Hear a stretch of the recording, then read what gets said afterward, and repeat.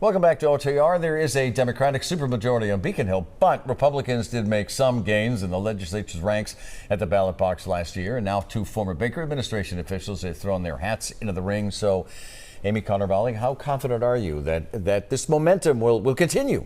Yeah, so I think the fact that we see two strong Republican candidates running for governor right now, early in the cycle, shows that the Healey administration is weak. Her poll numbers are declining, and we've seen inflation increase and other metrics. We saw in the first quarter of this year, the economy shrunk in Massachusetts by 1%. So I think the fact that we see two strong Republicans running and perhaps one or two more thinking about getting in shows that this race is competitive.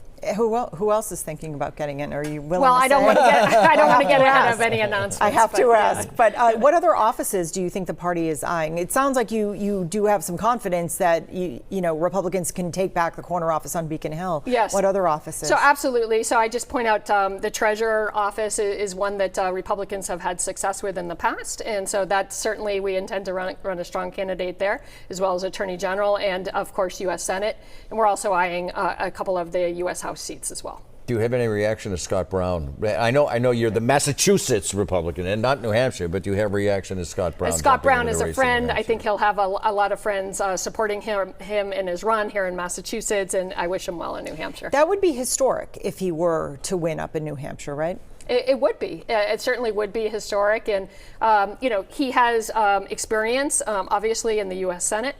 So he comes to the race with that experience, and I wish him well. All right, Amy Conner-Valli, thanks for your time. Reaction to the U.S. strikes in Iran, a Beacon Hill rule change, multiple New England Senate races start to shape up. Speaking of Scott Brown, right? Our political roundtable is next.